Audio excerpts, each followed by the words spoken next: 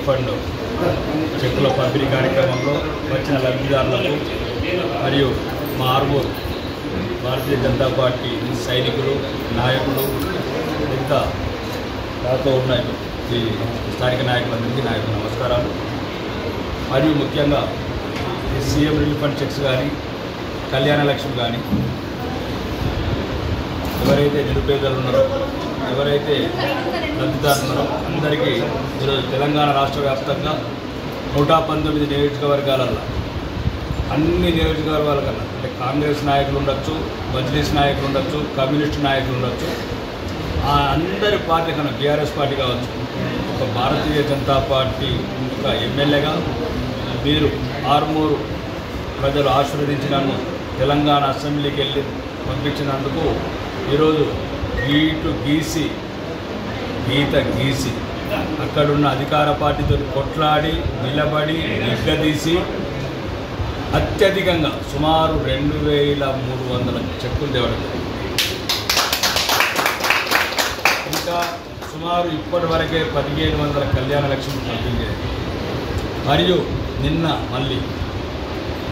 నిన్ననే మళ్ళీ 181 చెక్కులు తేలేదు కళ్యాణ లక్ష్మి శాతం.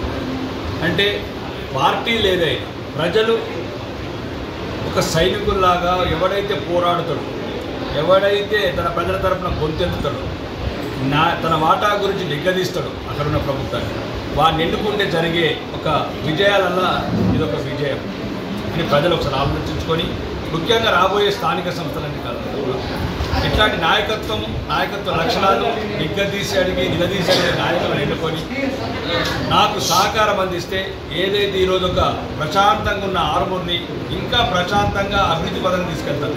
లేదు అవినీతి పరులని, అత్యాశ పరులని, లేకపోతే పేద ప్రజలని కాల్చుకొని తినే నాయకుడు మళ్ళీ ఎన్నుకున్నారనుకో మీరే ఇబ్బందులు పడతారు. ఇప్పుడు నేను వస్తుంటే అంటున్నాను, ఒక డ్రైనేజ్ లేదంటున్నాను, ఒక స్ట్రీట్ లైట్ అంటున్నాను, ఒక రోడ్ లేదంటున్నాను. ఇవన్నింటినీ తీసుకొచ్చి అభివృద్ధి చేసే బాధ్యత నాది. ముఖ్యంగా ఆర్మూరు ప్రజలు రాబోయే 2-3 నెలల్లో స్థానిక సంస్థల మున్సిపల్ ఎలక్షన్స్ వస్తున్నాయి. ధర్మం గురించి, దేశం గురించి నరేంద్ర మోడీ గారి నాయకత్వం బలపరచడానికి, ముఖ్యంగా మీ ఆర్మూరులో మీ బిడ్డల భవిష్యత్తు, మరీ ముఖ్యంగా హిందువుల భవిష్యత్తు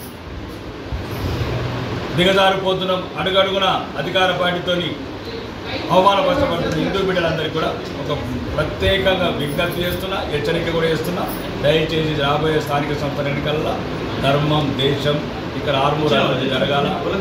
అన్నిట్లాగానే కొడంగల్లాగా ఆర్మూరు అభివృద్ధి చెందాలంటే మీరు వచ్చే ఎన్నికలలో ఒక నాకు సహకరించే నాయకులని నిజాయితీలను ఎన్నుకొని ఈ ఆర్మూరుని మంచి అందరం కలిసి శాంతియుతంగా అభివృద్ధి పథకం ముందుకు